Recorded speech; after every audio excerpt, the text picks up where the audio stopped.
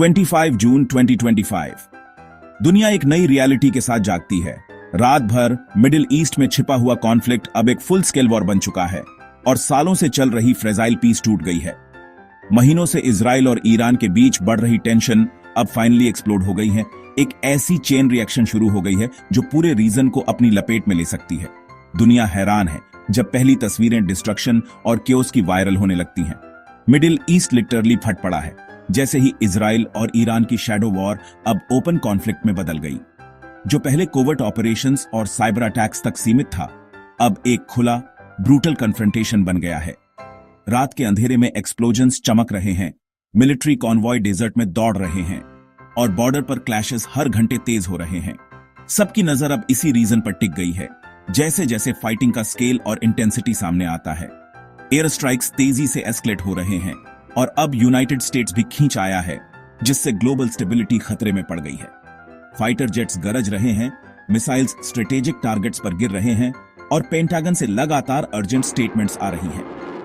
Middle east के आसमान में सिर्फ वॉरप्लेन की गरज है और एक और भी बड़े कॉन्फ्लिक्ट का खौफ सब पर छाया हुआ है। दुनिया सांस रोके बैठी है क्योंकि वर्ल्ड वॉर का रिस्क अब रियल लग रहा है। इजराइल और ईरान के शहर अब अटैक में हैं। आम लोग बीच में फंस गए हैं। तेल अवीव और तेहरान में फैमिलीज बंकर्स में छिपी हैं।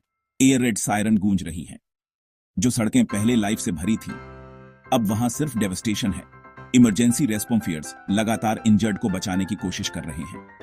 हर घंटे ह्यूमन कॉस्ट बढ़ रहा है और आम लोग एक नाइटमेयर में फंस गए हैं। वर्ल्ड लाइफर्स डेस्परेटली कोशिश कर रहे हैं डी एस्केलेशन की, लेकिन हर मिलिट्री मूव रीजन को डिजास्टर के और करीब ले जा रहा है। यूनाइटेड नेशंस ने इमरजेंसी सेशन बुला लिया है और डिप्लोमेट्स दुनिया भर से सीज फायर की कोशिश में लग गए हैं। लेकिन हर नए अटैक के साथ पीस की उम्मीद कम होती जा रही है। कैपिटल्स में टेंशन हाई है, लाइफर्स अपने ऑप्शंस सोच रहे हैं और एक और भी बड़े वॉर का रिस्क बढ़ रहा है। यूएस प्रेसिडेंट ट्रंप के अंडर अब खुद बैटलफील्ड में आ गया है, जिससे एक रीजनल कॉन्फ्लिक्ट अब सुपर पावर स्टैंड ऑन बन गया है। अमेरिकन ट्रूप्स मोबिलाइज हो रहे हैं और दुनिया देख रही है कि अमेरिका इजराइल के साथ खड़ा है। स्टेक्स अब बहुत हाई हो गए हैं और कॉन्फ्लिक्ट एक नई, ज्यादा डेंजरस डायरेक्शन ले रहा है। एक सुपर पावर की एंट्री ने सब कुछ बदल दिया है। अब यह सिर्फ रीजनल क्राइसिस नहीं, बल्कि इंटरनेशनल रिजॉल्व और अलायंस का टेस्ट है। अमेरिकन B-2 बॉम्बर्स और इजरायली जेट्स ईरान पर स्ट्राइक करते हैं, जिसका जवाब तेहरान भी जोर से देता है। आसमान एंटी एयरक्राफ्ट फायर से चमक उठता है। ईरान अपने मिसाइल से रिटेलिएट करता है। दुनिया शॉक में है। जैसे जैसे कॉन्फ्लिक्ट एस्केलेट होता जा रहा है, दोनों साइड्स अपनी स्ट्रेंथ दिखाने में कोई कसर नहीं छोड़ रहे। हर पल मिस कैलकुलेशन का रिस्क बढ़ रहा है और कैटास्ट्रोफिक एस्केलेशन का खौफ सब पर है। एक फ्रेजाइल सीज फायर बस नाम की है। आर्मीज हाई अलर्ट पर हैं और रीजन में डर का माहौल है। सोल्जर्स टेंस वॉरफेयर्स पर गार्ड कर रहे हैं, होराइजन पर नजर रखते हुए। सिविलियंस चेकपोस्ट पर लाइन में हैं, अनश्योर कि कल क्या होगा। पूरा रीजन एक अजीब सी अनसर्टेनिटी में है, क्योंकि वायलेंस कब फिर से शुरू हो जाए कोई नहीं जानता। दुनिया एक एज पर खड़ी है, एक ऐसे कॉन्फ्लिक्ट को देखते हुए जो हिस्ट्री को बदल सकता है। जैसे ही न्यूज स्प्रेड होती है और मार्केट्स रिएक्ट करते हैं, हर जगह लोग सोच रहे हैं फ्यूचर क्या होगा। आने वाले कुछ दिनों में लिए गए डिसीजन सिर्फ मिडिल ईस्ट का नहीं, बल्कि पूरी दुनिया का फ्यूचर डिसाइड करेंगे। इस जंग के केंद्र में एक शब्द है, न्यूक्लियर। ईरान कहता है कि उसका न्यूक्लियर प्रोग्राम शांति के लिए है, लेकिन इजराइल और अमेरिका इसे अपने लिए खतरा मानते हैं। सालों की जांच और बातचीत के बाद भी शक खत्म नहीं हुआ, खासकर तब जब फोर्डो जैसी छिपी हुई जगहें मिली। इजराइल एक न्यूक्लियर हथियार वाले ईरान को बर्दाश्त नहीं कर सकता, क्योंकि ईरान की बातें और प्रॉक्सी ग्रुप्स को उसका सपोर्ट इजराइल को ठीक नहीं लगता। IEA ने कुछ खास जगहों तक पहुंच खो दी और सैकड़ों पाउंड एनरिच्ड यूरेनियम गायब हो गया। जब भरोसा टूट गया तो पहले से हमला करने की बातें बातचीत पर भारी पड़ गईं। जंग की तैयारी तब हुई जब इजरायली जेट्स ईरानी एयर स्पेस में घुस गए। 13 जून 2025 की सुबह दुनिया ने मिडिल ईस्ट में एक बहुत बड़ा बदलाव देखा। इजराइल ने ऑपरेशन राइजिंग लायन शुरू किया था। यह ईरान की सबसे जरूरी परमाणु ठिकानों पर किया गया एक बहुत ही सोच समझकर और अच्छे से किया गया प्रिएम्पटिव एयर स्ट्राइक था। यह ऑपरेशन आखिरी पल तक सीक्रेट रखा गया था, और ये कई महीनों की इंटेलिजेंस गैदरिंग, मिलिट्री तैयारी और इजरायली सरकार के सबसे ऊपर के लेवल्स पर हुई पॉलिटिकल बहस का नतीजा था। जैसे ही पहले जेट्स रात के अंधेरे में रनवे से उड़े, इलाका एक अनजाने खतरे के लिए तैयार हो गया। इजराइल के बड़े फाइटर जेट्स, जिनमें एडवांस्ड F-35S भी शामिल थे, रात के आसमान में तेजी से उड़े। उनका मिशन साफ और पक्का था। उनके मेन टारगेट फोर्डो, नटांज, नेटन्स और इस्फहान में बने बहुत मजबूत परमाणु ठिकाने थे। माना जाता था कि ये फैसिलिटीज ईरान के परमाणु सपनों का मेन हिस्सा थीं। ये हमले सिर्फ नुकसान पहुंचाने के लिए नहीं थे, बल्कि एक स्ट्रांग मैसेज देने के लिए थे। इजराइल अपने दरवाजे पर परमाणु खतरे को बढ़ने नहीं देगा। पर्दे के पीछे मोसाद के सीक्रेट ऑपरेशंस और बड़े इंटेलिजेंस नेटवर्क्स ने बहुत जरूरी रोल निभाया। कई महीनों की निगरानी, साइबर ऑपरेशंस और ह्यूमन इंटेलिजेंस ने हर साइट की कमजोरियों का पता लगा लिया था। मोसाद के ऑपरेटिव्स ने मिलिट्री प्लानर्स के साथ मिलकर काम किया, ये पक्का करते हुए कि हर हमला सटीक हो, जिससे कम से कम नुकसान हो और ईरान के परमाणु इंफ्रास्ट्रक्चर पर ज्यादा से ज्यादा असर पड़े। एक उदास प्रेस कॉन्फ्रेंस में इजरायली अधिकारियों ने कहा कि देश के पास कोई और ऑप्शन नहीं बचा था। उन्होंने इस ऑपरेशन को अपनी रक्षा के लिए एक जरूरी कदम बताया, एक निर्णायक वार, जिसे उन्होंने एक बड़ा खतरा कहा। सरकार ने जोर देकर कहा कि सभी डिप्लोमेटिक रास्ते खत्म हो चुके थे और ये हमला इजरायली लोगों की सेफ्टी पक्की करने के लिए आखिरी उपाय था। ईरान का जवाब तेज और चुनौती भरा था। अधिकारियों ने जोर देकर कहा कि हमले के बड़े पैमाने के बावजूद उनके मेन परमाणु एसेट्स और साइंटिफिक नॉलेज बच गए थे। ईरान की मिलिट्री यूनिट्स को हाई अलर्ट पर रखा गया और पूरे देश में एंटी एयरक्राफ्ट डिफेंस को एक्टिव कर दिया गया। सरकार ने कसम खाई कि हमले का जवाब जरूर दिया जाएगा। इजराइल के कामों को खुली आक्रामकता और इंटरनेशनल लॉ का उल्लंघन बताया। दुनिया भर में रिएक्शंस मिले जुले थे। पश्चिमी सरकारें और एनालिस्ट्स तेहरान के कम नुकसान के दावों पर शक कर रहे थे, जबकि इजरायली प्रधानमंत्री बेंजामिन नेतन्याहू ने देश को संबोधित करते हुए ऑपरेशन को एक बड़ी सफलता बताया। इंटरनेशनल न्यूज आउटलेट्स नुकसान की सीमा को वेरीफाई करने की कोशिश कर रहे थे, क्योंकि आगे बढ़ने की संभावना पर अटकलें बढ़ रही थीं। ईरान के अधिकारियों ने वर्ल्ड स्टेज पर लचीलापन दिखाया, जोर देकर कहा कि उनका परमाणु प्रोग्राम बिना रुके चलता रहेगा। यूनाइटेड नेशंस में अर्जेंट मीटिंग्स बुलाई गईं, क्योंकि डिप्लोमैट्स ने लंबे समय से चले आ रहे कॉन्फ्लिक्ट में एक खतरनाक नए फेज की चेतावनी दी। इस बीच ईरान में मिसाइल लॉन्चर और मिलिट्री तैयारियों की तस्वीरों से पता चला कि संकट अभी खत्म नहीं हुआ था। इजराइल के लिए यह ऑपरेशन आत्मरक्षा का एक साहसिक कार्य था, जो उनके देश के भविष्य को बचाने के लिए एक जरूरी कदम था।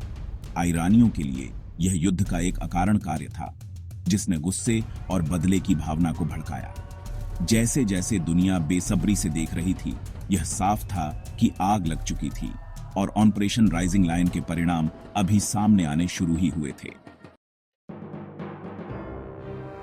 9 दिन बाद प्रेसिडेंट ट्रंप ने USB-2 बॉम्बर्स को ईरान पर हमला करने का ऑर्डर दिया। उन्होंने फोर्डो पर बंकर बस्टर बम गिराए और नतांज पर भी। व्हाइट हाउस ने पूरी तरह से जीत का दावा किया, यह कहते हुए कि ईरान का न्यूक्लियर खतरा खत्म हो गया है। लेकिन लीक हुई US इंटेलिजेंस से पता चला कि इन हमलों ने ईरान को सिर्फ कुछ महीनों के लिए पीछे किया था, सालों के लिए नहीं।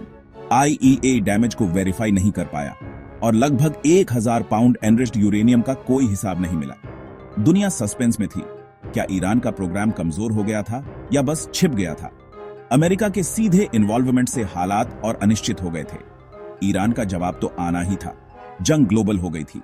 अगला कदम तेहरान का होगा, एक ऐसे कदम में जिसने दुनिया को चौंका दिया। ईरान ने लगभग तुरंत पलटवार किया। सीधे कतर में अमेरिकी अल-उदीद एयर बेस को निशाना बनाते हुए मिसाइलों की बौछार कर दी। रात का आसमान आग की लकीरों से जगमगा उठा, क्योंकि मिसाइलें अपने टारगेट की ओर बढ़ रही थीं, जो दुश्मनी में एक ड्रामेटिक बढ़ोतरी का संकेत दे रहा था। हमला तेज, सोच समझकर किया गया और अनमिस्टेकेबल तौर पर बोल्ड। एक साफ मैसेज कि ईरान अमेरिका का सीधे सामना करने को तैयार था, चाहे कोई भी जोखिम हो। हालांकि बेस को कम नुकसान हुआ और कोई बड़ी कैजुअल्टी नहीं हुई, लेकिन इसका साइकोलॉजिकल असर बहुत गहरा था।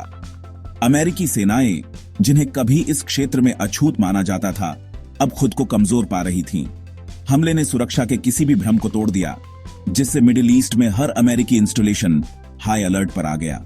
तेहरान का मैसेज साफ था, अमेरिकी सेनाएं अब इस तेजी से फैल रहे कॉन्फ्लिक्ट में लेजिटिमेट टारगेट थीं। ठीक उसी समय ईरान ने अपनी ऑफेंसिव को बढ़ाया, इजरायली शहरों पर मिसाइलों और ड्रोन की लहरें लॉन्च की। सायरन बजने लगे क्योंकि एयर डिफेंस इनकमिंग खतरों को रोकने के लिए तैयार हो गए। लेकिन कुछ मिसाइलें अंदर घुस गईं, जिससे ऐसे धमाके हुए जिन्होंने रात को रोशन कर दिया और नागरिकों को कवर लेने के लिए भागना पड़ा। हमलों ने इजरायली समाज के दिल को छेद दिया, सोफिस्टिकेटेड एयर डिफेंस सिस्टम को तोड़ दिया और सुरक्षा की किसी भी बची हुई भावना को चकनाचूर कर दिया। इजरायल ने जवाब देने में कोई समय बर्बाद नहीं किया।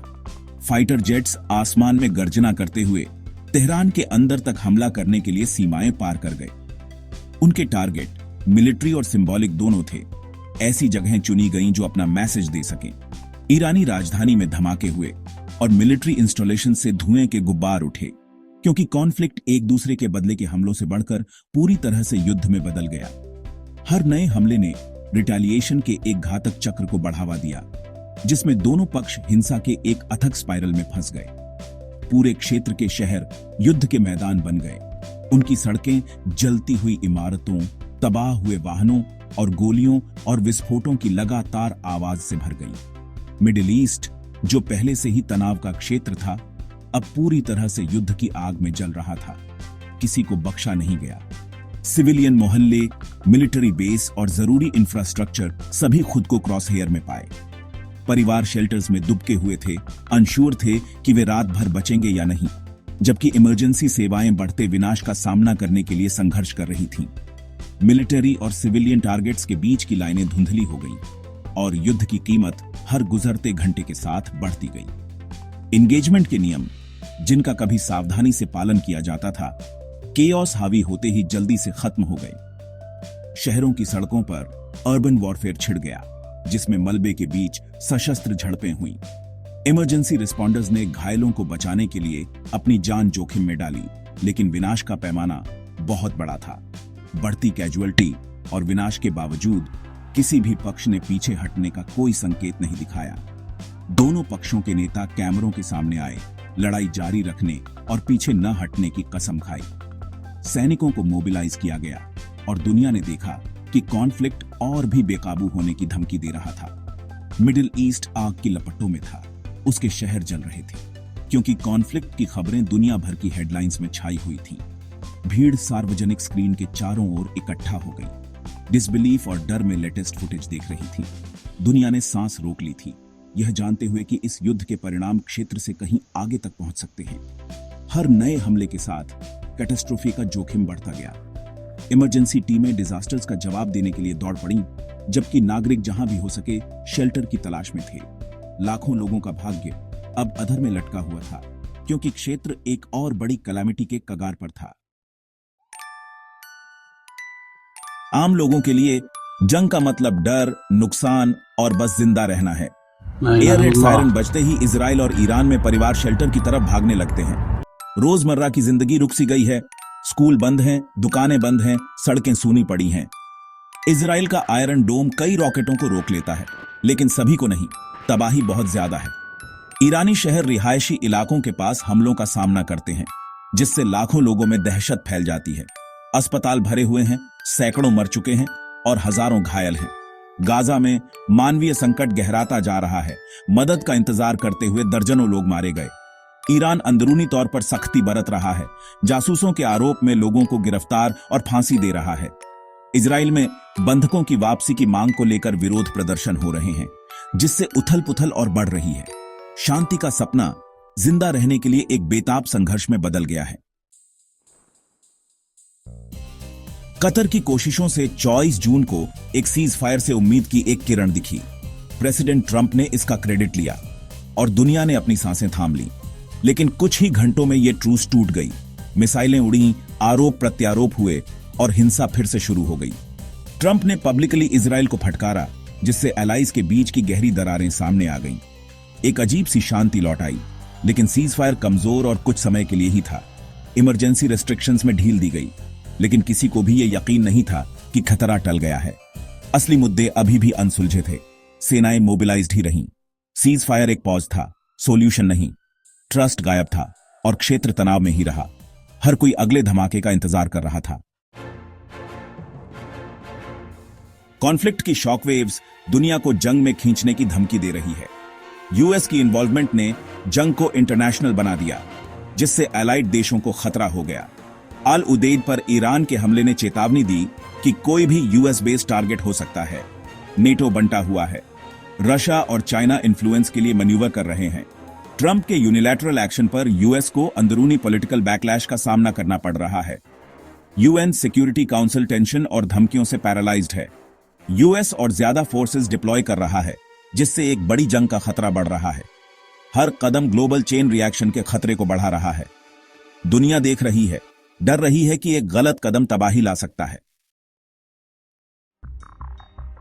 दुनिया एक चौराहे पर खड़ी है। भविष्य अनिश्चित है। कौन सही है? इजराइल, जो विनाश को रोकने के लिए काम कर रहा है, या ईरान, जो अपनी संप्रभुता की रक्षा कर रहा है? क्या अमेरिकी हस्तक्षेप सही था या लापरवाह? संघर्ष विराम का भविष्य अनिश्चित है। फिर से युद्ध का खतरा मंफेरा रहा है।